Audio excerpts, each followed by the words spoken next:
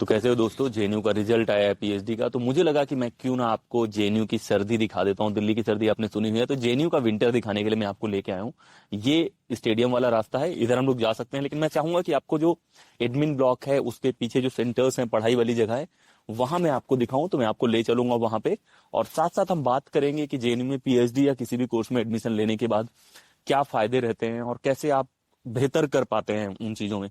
तो सबसे पहली बात है कि जब आप जेएनयू का एंट्रेंस देते हैं, पहले तो एंट्रेंस एग्जामिनेशन होता था, तो वो एक अच्छा टेस्ट होता था जहां से बहुत सारी चीजें आपकी टेस्ट होती थी। अभी क्या है कि अभी यूजीसी नेट के तहत लिया गया है, और उसके बाद आपको कोर्स वर्क जो है यहाँ का, खासतौर पे मेरे सेंटर का या बहुत सारे सेंटर्स का अच्छा कोर्स वर्क होता है। जैसे बहुत यूनिवर्सिटीज में आप कोर्स वर्क करेंगे तो वो लोग केवल कुछ बेसिक चीजें बताते हैं, लेकिन यहाँ पे कोर्स वर्क में काफी डिटेल चीजें होती हैं, रिसर्च मेथड, इन सब चीजों के बारे में। तो वो काफी अच्छा होता है यहाँ का। फिर आपका जो टीम है, जो बाकी बच्चे हैं, वो भी काफी कोऑपरेटिव होते हैं। मतलब सीनियर्स के साथ आप डिस्कस कर सकते हैं, जो सुपरवाइजर्स हैं उनके साथ तो आप डिस्कस करेंगे ही, बाकी प्रोफेसर्स के साथ भी आप डिस्कस कर सकते हैं। और एक जो अच्छी बात है, यहाँ लोग अप्रिसिएट करते हैं। मान लीजिए कि आप कोई भी अच्छा काम कर रहे हैं, किसी पेपर प्रेजेंट कर रहे हैं, तो बियॉन्ड आइडियोलॉजी और उसके लोग अप्रिसिएट करते हैं आपका स्किल, एकेडमिक राइटिंग और ये सारी चीजें। तो बहुत अच्छी बात है अगर आप जेएनयू का हिस्सा बन रहे हैं। उस दिन जब हम इस रास्ते में थे तो हमें पीएसआर जाना था, तो हम लोग लेफ्ट साइड मुड़ गए थे। आज मैं राइट साइड जाऊंगा, क्योंकि मुझे जाना है अपने सेंटर और मुझे जाना है लाइब्रेरी साइड। लाइब्रेरी का उधर से भी एक रास्ता है, लेकिन ये वाला रास्ता थोड़ा ज्यादा खूबसूरत है। एडमिन के बगल से आप होते हुए जाएंगे, और यही है रिंग रोड, जिसके अंदर एकेडमिक एक्टिविटीज पूरी की पूरी होती हैं। तो हम लोग बातें कर रहे थे पीएचडी लाइफ कैसे लाइफ होने वाली है। जिंदगी यहाँ खूबसूरत होती है, जिंदगी थोड़ी स्लो होती है। आपको पढ़ने का बहुत मौका मिलेगा, जितना आपने बाहर पढ़ा है उससे ज्यादा पढ़ने का मौका मिलेगा। साथ ही साथ यहाँ पे आपको खुद को समझने का भी बहुत मौका मिलेगा। अगर आप यहाँ पे आते हैं, 3-4 साल आप बिताते हैं, क्योंकि बाहर आप पार्क सर्च करते हैं, लोधी पार्क है या कोई भी दिल्ली के अगर बात करें, वहां बैठना आप पसंद करते हैं। ये पूरा का पूरा जेएनयू एक पार्क से भी खूबसूरत है। मतलब पार्क में है कि आप एक छोर से दूसरा छोर देख सकते हैं, यहाँ आप कुछ भी नहीं देख सकते। मतलब इतना बड़ा है, इतनी चीजें हैं। तो ये मैं आ गया हूँ एडमिन ब्लॉक। देख सकते हैं हम लोग कि एडमिन ब्लॉक में अगर लिस्ट लगी होगी तो वो लिस्ट देख सकते हैं पीएचडी वालों की कि कौन कौन सेलेक्ट हुआ है, कौन कौन सेलेक्ट नहीं हुआ। लेकिन अगर नहीं लगी होगी तो फिर आपको ऑनलाइन ही देखना पड़ेगा। ये है हमारा एकेडमिक ब्लॉक। ये एक छोटा सा पार्क है, ये खूबसूरत है बैठने के लिए। इधर अगर आप देखेंगे, आगे हम चलेंगे तो एक डायरेक्शन में मेरे लेफ्ट साइड पे नेहरू जी की मूर्ति है, राइट साइड पे विवेकानंद जी की मूर्ति है वो भी। तो ये आ रहा है वो नजारा, जो जेएनयू का जो मेन, जब भी हम फोटो डालते हैं तो वो जगह यही है। मतलब जेएनयू जब भी हमें दिखता है तो ये सीढ़ियां और ये जेएनयू का जो व्यू है यही हमें दिखता है। और ये हम लोग काफी बार आते हैं, मतलब जो भी यहाँ से जाता है एडमिन ब्लॉक या कहीं भी जाता है उसको ये दोनों चीजें दिखती हैं। यहाँ का जो सबसे फेमस चीज है वो मैं आपको दिखा देता हूँ। वो है ये वाला व्यू जो सीढ़ियों वाला है। और यहाँ पे अभी गमले रखे रहते हैं। जब मैं मास्टर्स में था तब यहाँ प्रोटेस्ट वोटेस्ट होता था, तो बाद में कुछ हाई कोर्ट की रूलिंग थी, उसके बाद यहाँ पे चीजें थोड़ी बदल गई। तो ये है वो फ्रंट वाला व्यू, इधर दिखाने की कोशिश कीजिए जो हम लोग को दिखता है। और ये हैं हमारे, और ये हैं नेहरू जी, जिनके बारे में मैं जितना कहूँ उतना कम है। एक ऐसे इंसान जिन्होंने भारत में न सिर्फ लोकतांत्रिक परंपराएं अपनाई, बल्कि और साथ साथ ये भी बताया है कि एक लोकतांत्रिक देश को कैसे चलाया जाता है। 1950 का दौर अगर आप देखेंगे, दुनिया के ज्यादातर देश जो थे वो खुद को डिक्टेटरशिप में कन्वर्ट कर रहे थे। तब इस महान इंसान ने भारत को लोकतंत्र बनाए रखा, और उस दौर में भारत को लीड करा जब भारत का सबसे बुरा दौर था, आजादी के बाद वाला। बहुत सारी समस्याएं थी। तो हमारे पहले प्रधानमंत्री और स्वतंत्रता सेनानी को नमन। और साथ ही साथ मैं चाहता हूं कि इनकी लिखी किताबें आप पढ़ने की कोशिश करें। जो किताबें इन्होंने लिखी हैं वो भी पढ़ने की कोशिश करें, क्योंकि हम बहुत बार क्या करते हैं, नेहरू जी को केवल लीडर के तौर पे, प्रधानमंत्री के तौर पे देखते हैं। हम लोग स्कॉलर के तौर पे देखना बंद कर दिए हैं। लेकिन अगर आप रियलिटी में देखेंगे तो नेहरू जी एक बहुत ही विद्वान इंसान भी थे।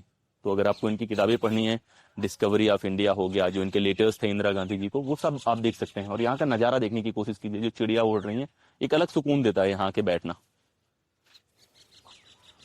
तो इधर से हम लोग चलेंगे, तो इस रास्ते से आगे हम बढ़ेंगे तो हमें एडमिन ब्लॉक जाना है, जहाँ पे बहुत सारे चीजें लगी रहती हैं। शायद पीएचडी की लिस्ट भी वहां लगी होगी।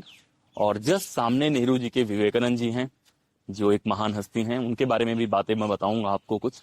और ये नेहरू जी की मूर्ति बहुत पहले से लगी हुई थी। विवेकानंद जी की मूर्ति शायद 5 साल के आसपास हुआ होगा। यहाँ भी बहुत लोग बैठते हैं, बैठना पसंद है। और अच्छी लोकेशन पे हैं दोनों मूर्तियां, अगर आप देखने की कोशिश करेंगे।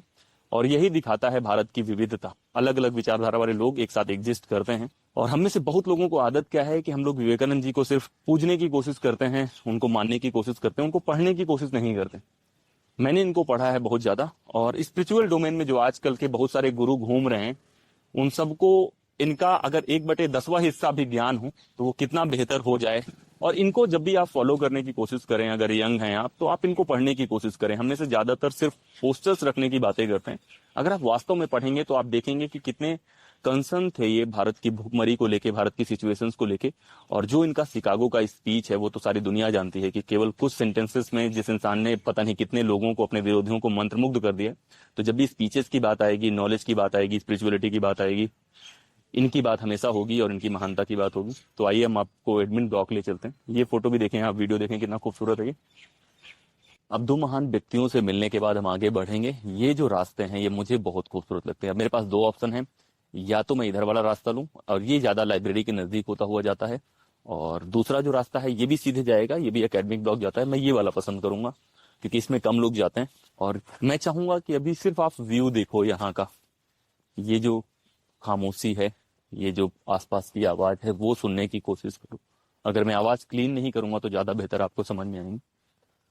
और ये बहुत सुकून वाला है, मतलब अगर किसी को योग करना है या ध्यान लगाना है तो ये काफी बेहतर प्लेस हो सकता है वो करने के लिए। पूरा का पूरा व्यू देखें आप, मुझे तो बहुत अच्छा लगता है। मैंने यहाँ की वीडियोस भी बनाई हैं जहाँ पे इन रास्तों की और इस तरह से जाने की हम लोग कितने बार डिमांड कर रहे होते ना कि रास्ते चौड़े होने चाहिए, कुछ होने चाहिए। अब इन रास्तों की खूबसूरती इसलिए है क्योंकि ये चौड़े नहीं है।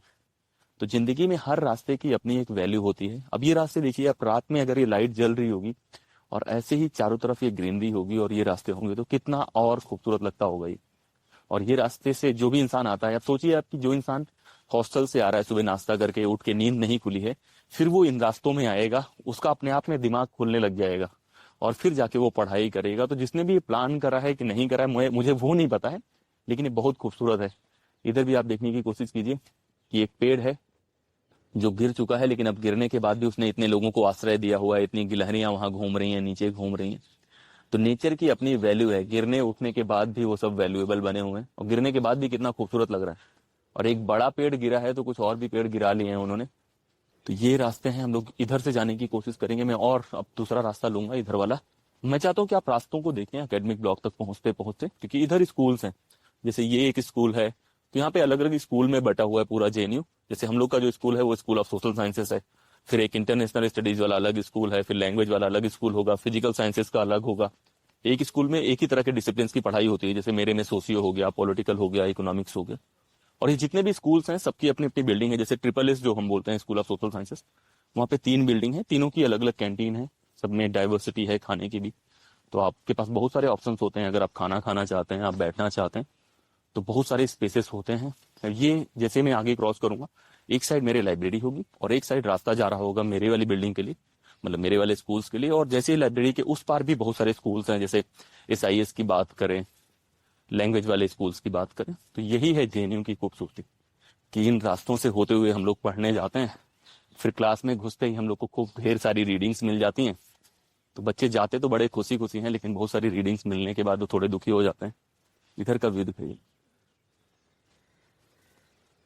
ये पूरा का पूरा आप देखने की कोशिश करो, कितना खूबसूरत है। ये मेरा प्लेस था जहाँ पे मैं शूट करता था बहुत बार वीडियोस। जब मैंने एथिक्स वाले वीडियोस बनाए थे तो मैं यहाँ शूट कर रहा था। और ये रास्ता है जो हमें, इधर तो लाइब्रेरी है पूरा का पूरा जो मैं आपको दिखा दूंगा, और ये मेरी बिल्डिंग है जहाँ पे स्कूल ऑफ सोशल साइंसेस है, जहाँ political science, sociology, economics, geography, ये वाली पढ़ाई होती है।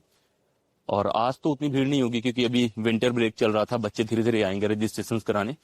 तो ये पूरा का पूरा जेएनयू का खूबसूरत हिस्सा है जो मैं आपको दिखाना चाह रहा था। अभी और भी इसमें है कि अगर हम लाइब्रेरी वाले रास्ते से जाएंगे, पीछे कैंटीन जाएंगे, लेकिन मैं चाहूंगा कि इन चीजों को आप देखें। और ये जो जगह है ये मुझे बहुत पसंद है, यहाँ बाहर बैठना और बैठ के बात करना, क्योंकि ये काफी शांत जगह है और बैठने में काफी अच्छा लगता है। और ये है SSS2 के सामने, और ये पॉलिटिकली बहुत फेमस है, हर तरह के लोग आके यहाँ बैठ एंजॉय करते हैं। आज तो भीड़ नहीं है इसलिए हम कुछ भी बोल सकते हैं, नहीं तो बाकी समय पे क्या होता है, यहाँ पे कोई ना कोई बैठा होता है और काफी भीड़ भी होती है। यहाँ पे मैंने एक वीडियो बनाया था, अगर आप लोग को याद होगा। ये थी हमारी जेएनयू की बातें। लगातार हम लोग ऐसे ही वीडियोस लाते रहेंगे जहाँ पे हम जेएनयू के डिफरेंट सेट्स और वो दिखा पाएंगे। कि बहुत बार क्या होता है कि जो आउटसाइड लाइफ है, जो यूपीएससी की लाइफ है या उसके बाहर, उनके बहुत सारे रील्स मौजूद हैं, लेकिन रिसर्च की लाइफ या जो जेएनयू की लाइफ है वो बहुत ज्यादा वीडियोस मौजूद नहीं। हम लोग केवल नेचर के वीडियोस देखते हैं, रियल में क्या चीजें एग्जिस्ट करती हैं उनके बारे में बहुत जानकारी नहीं है। तो इस वीडियो में इतना ही, लगातार बने रहिए, देखते रहिए। और जो भी नए नए वीडियोस आ रहे हैं उनको सब्सक्राइब कराने की कोशिश कीजिए, शेयर कीजिए बाकी लोगों से। इस वीडियो में इतना ही, जय हिंद।